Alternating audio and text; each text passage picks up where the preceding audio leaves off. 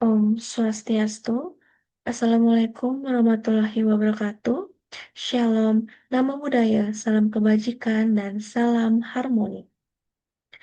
Baik, sebelumnya terima kasih atas kesempatan yang telah diberikan kepada saya.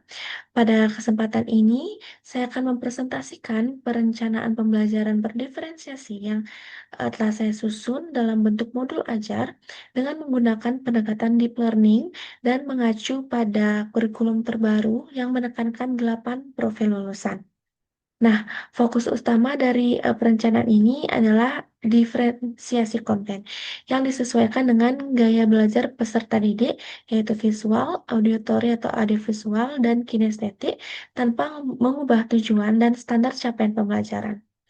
Nah, sebelum memulai ke modul ajarnya, saya ingin mengulas sedikit kembali terkait pembelajaran berdiferensiasi. Nah, pembelajaran berdiferensiasi merupakan pendekatan pembelajaran yang menyesuaikan konten, proses, produk, atau lingkungan belajar dengan kebutuhan, kesiapan, minat, dan gaya belajar peserta didik. Nah, prinsip utama dalam pembelajaran berdiferensiasi itu bahwa keadilan dalam belajar bukan berarti perlakuan yang sama, melainkan memberikan akses belajar yang setara agar setiap peserta didik dapat mencapai tujuan pembelajaran yang sama. Nah, pembelajaran berdiferensiasi ini sangat relevan dengan kondisi kelas nyata, di mana peserta didik memiliki latar belakang, cara belajar, dan kecepatan memahami materi yang beragam. Oleh karena itu, guru perlu merancang pembelajaran yang fleksibel namun tetap terarah. Modul ajar ini disusun sesuai format Kemendikdasmen terbaru yang memuat capaian pembelajaran, tujuan pembelajaran, kegiatan pembelajaran, asesmen, serta refleksi. Nah, pada kurikulum terbaru ini yang diambil pada Kemendikdasmen terbaru itu menggunakan pendekatan deep learning atau pembelajaran mendalam.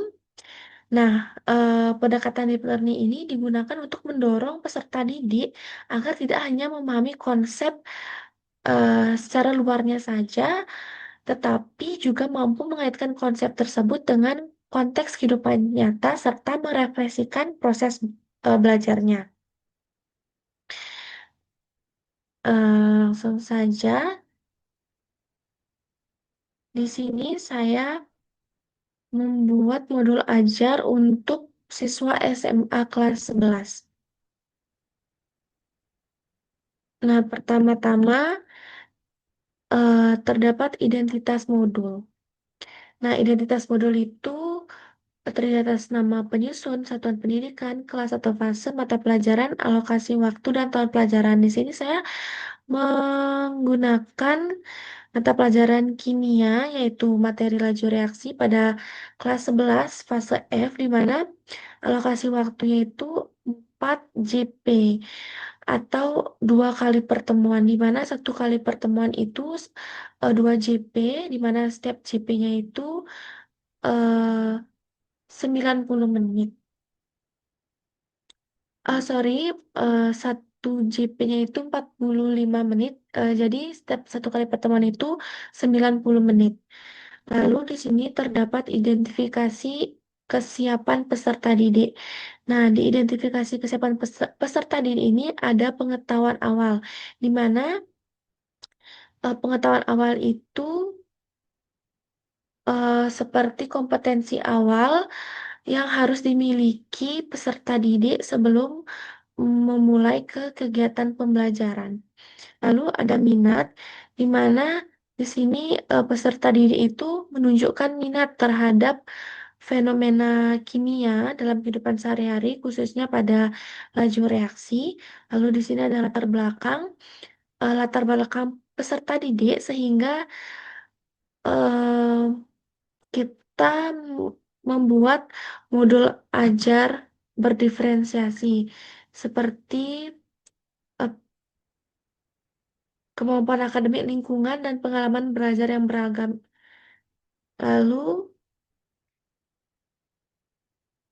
kebutuhan belajar di sini karena saya menggunakan gaya belajar Jadi di sini ada kebutuhan belajar visual, auditory, dan kinestetik. Jadi setiap gaya belajar ini peserta didiknya itu dapat belajar sesuai dengan gaya belajar tersebut. Lalu di sini ada karakteristik materi pelajaran. Nah, yang pertama ada jenis pengetahuan yang akan dicapai. Nah, jenis pengetahuan yang akan dicapai ini dibagi menjadi pengetahuan konseptual dan prosedural. Di mana konseptualnya itu eh, jadi peserta didik itu memahami konsep-konsepnya, sedangkan prosedural itu seperti pengamatan atau simulasi atau melakukan praktikum. Lalu ada relevansi dengan kehidupan nyata peserta didik karena kita di kurikulum baru ini menggunakan deep learning, jadi terdapat relevansi dengan kehidupan nyata peserta didik. Lalu ada tingkat kesulitan, struktur materi, dan integrasi nilai dan karakter. Selanjutnya, pada kurikulum terbaru ini sangat menekankan dimensi 8 dimensi profil lulusan yang dimana terdapat keimanan dan ketakwaan terhadap Tuhan Yang Maha Esa dan berakhlak mulia, kewargaan, penalaran kritis, kreativitas, kolaborasi, kemandirian, kesehatan, dan komunikasi. Nah, jadi setiap profil lulusan ini dikaitkan dengan yang materi laju reaksi. Lalu masuk ke desain pembelajarannya. Yang pertama di sini ada capaian pembelajaran atau CP. Nah, di mana capaian pembelajaran ini adalah kemampuan atau kompetensi yang harus dimiliki peserta didik setelah mengikuti pembelajaran pada akhir fase pembelajaran. Nah, di sini pada capaian pembelajaran ini ada dua, mana ada pemahaman konsep dan keterampilan proses. Di mana pemahaman konsep ini eh, seperti menjelaskan konsep-konsep yang berkaitan dengan laju reaksi, sedangkan keterampilan proses ini bagaimana siswa menerapkan pemahaman konsep laju reaksi itu melalui pendekatan keterampilan proses dengan mengamati fenomena reaksi kimia pada kehidupan sehari-harinya dan melakukan seperti eksperimen, pengamatan ataupun praktikum. Lalu di sini pada kurikulum terbaru itu juga ada lintas disiplin ilmu. Di mana lintas disiplin ilmu ini adalah mata pelajaran yang berkaitan dengan materi pada modul ajar ini yaitu laju reaksi. Di sini terdapat matematika, mata pelajaran matematika, fisika, TIK, bahasa Indonesia dan biologi. Lalu lanjut ke tujuan pembelajaran atau TP. Nah, tujuan pembelajaran ini eh, disusun berdasar tiap pertemuannya. Jadi di sini karena saya menyusun menjadi dua pertemuan, jadi tiap pertemuannya itu memiliki tujuan pembelajaran. Mana pertemuan pertama itu lebih fokus ke tujuan konsep-konsep laju reaksi. Itu satu pertemuan 2 JP dan pertemuan kedua itu tujuannya lebih ke praktikum sederhana. Setelah itu ada topik pembelajaran kontekstual. Nah, setelah itu masuk ke kerangka pembelajarannya atau inti pembelajaran, di mana di sini model pembelajarannya saya menggunakan discovery learning atau pembelajaran bermakna. Eh, s- Mohon maaf, pembelajaran penemuan di mana siswa itu menemukan konsepnya sendiri yang melalui saya rancang di sini melalui praktikum. Lalu pendekatannya itu deep learning yang mengan, yang terdiri atas tiga, yaitu mindful, meaningful, dan joyful learning. Di mana joyful learning itu peserta didiknya menyadari keberadaan reaksi kimia di sekitar melalui pengamatan fenomena kehidupan sehari-hari. Meaningful learningnya yaitu peserta didiknya memahami konsep laju reaksi melalui eh, praktikum sederhana, pengamatan, dan lain-lainnya. Lalu, joyful learning yaitu pembelajaran dirancang menyenangkan melalui praktikum sederhana, simulasi, ataupun diskusi kelompok. Banyak metode yang digunakan di sini adalah diskusi, tanya jawab, praktikum, analisis data, dan simulasi.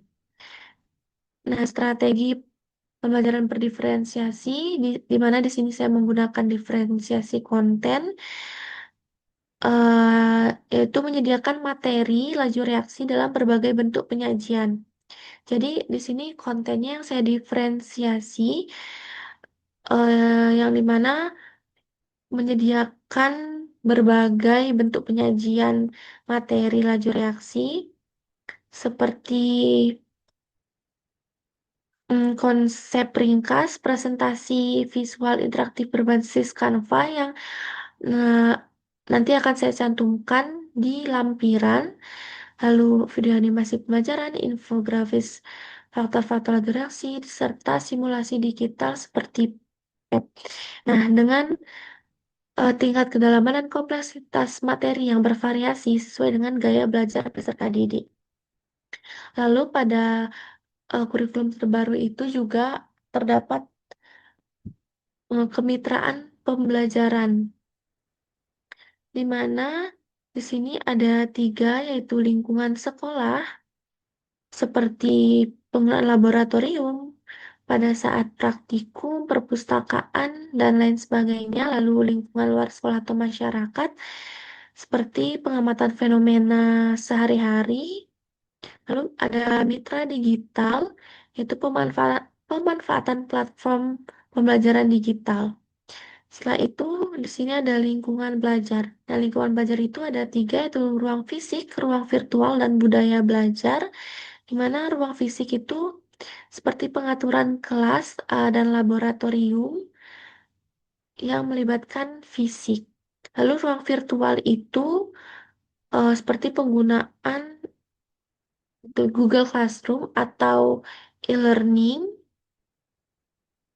Lalu ada budaya belajar di mana suasana belajar yang aman, kolaboratif, terbuka, dan lain sebagainya. Lalu di sini ada pemanfaatan digital. Nah, di sini ada banyak sekali digital yang bisa dimanfaatkan seperti perpustakaan digital atau sumber daring, simulasi digital, penilaian daring, media presentasi digital, dan media publikasi digital. Nah, masuk ke langkah-langkah pembelajaran berdiferensiasi. Nah, pada pertemuan pertama, yaitu 2JP, setara dengan 90 menit, dengan topik konsep dan faktor-faktor yang mempengaruhi laju reaksi. Yang pertama ada kegiatan pendahuluan. Di sini saya rancangkan selama 15 menit, di mana yang pertama ada salam dan doa, lalu persepsi. Di sini tertera atau secara eksplisit mengandung meaningful dan pendekatan meaningful dan joyfulnya, seperti guru akan menayangkan video atau gambar menarik, lalu peserta diajak tanya jawab singkat, eh, seperti mengapa reaksi bisa berlangsung lebih cepat, lalu guru juga menyampaikan tujuan pembelajaran.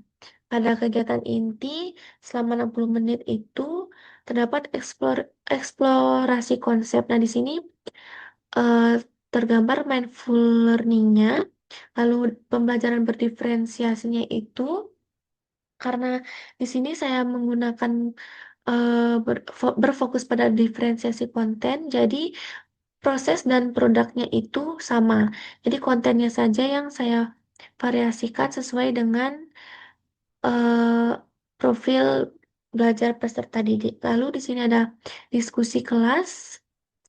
Lalu pada kegiatan penutup itu 15 menit terdapat refleksi, rangkuman, tindak lanjut, lalu penutup. Lalu sama seperti pertemuan pertama tadi, pertemuan 2 juga 2JP dengan topik praktikum pengaruh faktor terhadap laju reaksi. Jadi pada pertemuan 2 ini saya lebih ke praktikum. Pertama kegiatan pendahuluan sama 15 menit, sama juga salam dan doa, persepsi, tujuan pelajaran, lalu pada kegiatan inti 60 menit. Nah, di sini kegiatan intinya itu praktikum. Praktikumnya di sini sudah mewadahi ketiga pendekatan itu mindful, meaningful, dan joyful. Lalu pembelajaran berdiferensiasi kontennya, di mana di sini petunjuk praktikumnya itu akan disajikan dalam bentuk yang berbeda-beda. Ada teks tulis, infografis, atau video demonstrasi sesuai dengan profil belajar peserta didik. Lalu di sini juga peserta didik diajak mengolah data setelah melakukan praktikum tersebut. Lalu kegiatan penutup selama 15 menit sama refleksi, rangkuman tidak lanjut, dan penutup. Lalu di sini ada refleksi sebagaimana pada kurikulum terbaru itu sangat menekankan refleksi. Nah, refleksi ini ada dua, yaitu refleksi peserta didik dan refleksi pendidik atau dari guru. Yang pertama ada refleksi peserta didik. Jadi di sini ada lembar refleksi peserta didik eh, untuk kita mengetahui sejauh mana peserta didik itu paham dan kendala apa saja yang dialami oleh peserta didik sehingga nantinya akan menjadi perbaikan oleh guru. Dan di sini peserta didik akan menjawab pertanyaan-pertanyaan yang tertera pada lembar refleksi peserta didik. Lalu yang kedua ada refleksi dari guru. Selain peserta didik, guru juga melakukan refleksi agar tahu seefektif apa pembelajaran yang telah dirancang oleh guru. Nah, di sini juga guru akan menjawab lembar refleksi guru. Nah, setelah itu ada asesmen pembelajaran untuk menilai eh, keberhasilan dari proses pembelajaran tersebut. Di mana pada pembelajaran berdiferensiasi itu ada 3 asesmen. Yang pertama asesmen diagnostik, lalu asesmen formatif, dan sumatif. Yang dimana asesmen diagnostik ini ada 2, asesmen diagnostik non-kognitif dan asesmen diagnostik kognitif. Nah, asesmen diagnostik non-kognitif ini digunakan untuk mengidentifikasi gaya belajar peserta didik. Nah, di sini ada pertanyaan-pertanyaan peserta didik dapat mencentang yang sesuai dengan dialami peserta didik. Di sini juga sudah ada pemetaannya. Nah, asesmen ini itu digunakan untuk hanya untuk pemetaan profil belajar, bukan skor akademik. Lalu ada asesmen diagnostik kognitif. Nah, di sini untuk mengetahui pemahaman awal dari peserta didik. Di sini juga sudah ada keterangan skornya dan rubriknya. Jika skor 3, bagaimana kriteria jawabannya, skor 2, skor 1, dan skor tidak mendapatkan skor.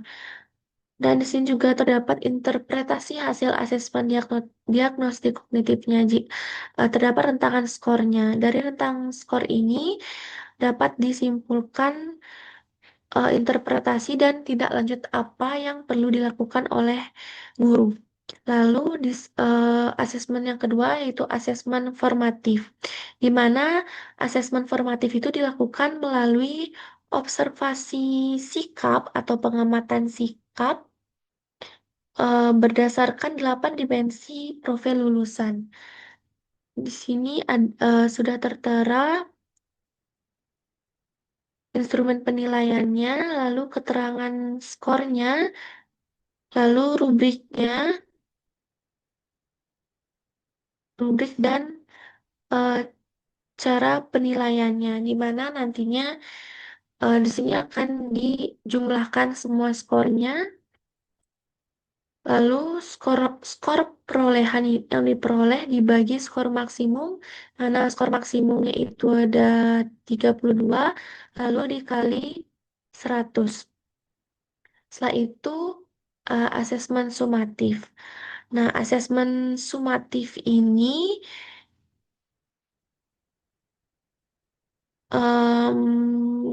dilakukan melalui produk atau hasil akhir pembelajaran. Nah, di mana di sini saya memilih hasil akhir pembelajaran dengan tes tertulis. Nah, asesmen sumatif ini saya langsung kaitkan dengan lembar kerja murid atau LKM sesuai dengan kurikulum terbaru. Nah, kenapa saya di sini tidak mendiferensiasikan LKM sesuai dengan profil belajar peserta didik karena di sini saya memfokuskan pada diferensiasi konten. Jadi pada produk ini saya eh, menyamakan menyamakannya dengan bentuk asesmennya itu tes tertulis.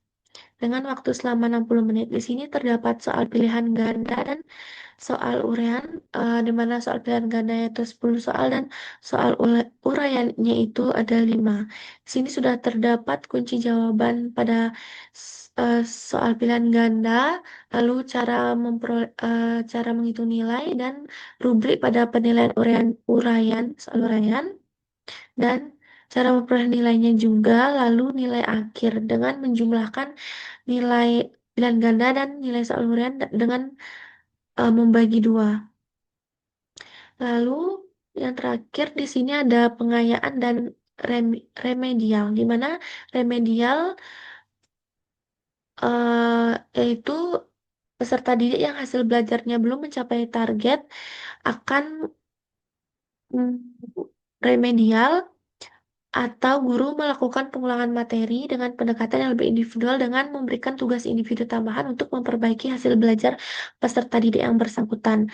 Lalu kedua ada pengayaan. Nah, jika pengayaan ini teruntuk peserta didik yang daya tangkap dan daya kerjanya lebih dari peserta didik lain. Jadi guru itu memberikan kegiatan pengayaan yang lebih menantang dan memperkuat daya serapnya terhadap materi yang telah diajarkan oleh guru. Di sini sudah ada program remedial dan pengayaannya, ada nama peserta didik. Di sini ada rencana program untuk peserta didik. Pertama, misalnya eh, program remedial atau pengayaan, lalu tanggal pelaksanaannya, lalu hasilnya. Sebelum melakukan remedial atau pengayaannya, hasilnya bagaimana, lalu sesudahnya bagaimana. Lalu dapat disimpulkan apakah pada program ini berhasil atau tidak. Lalu terakhir di sini ada lampiran, di mana lampiran ini terdapat media pembelajaran yang telah saya susun, di mana media pembelajaran interaktif berdiferensiasi konten. Nah, dapat diakses pada link berikut dan tampilan awalnya seperti ini. Baik demikian pemaparan perencanaan pembelajaran berdiferensiasi yang saya susun. eh Mohon maaf apabila terdapat salah kata, yang baik yang disengaja maupun tidak disengaja. Diharapkan eh, dari modul ini peserta didik dapat belajar secara lebih bermakna eh, dan sesuai dengan kebutuhan belajarnya, serta berkembang selaras dengan 8 profil lulusan yang diharapkan pada kurikulum baru ini. Baik, saya tutup dengan Rama Santi, Om Santi, Santi, Santi, Om. Assalamualaikum warahmatullahi wabarakatuh. Salam, nama budaya, salam kebajikan, dan salam harmoni.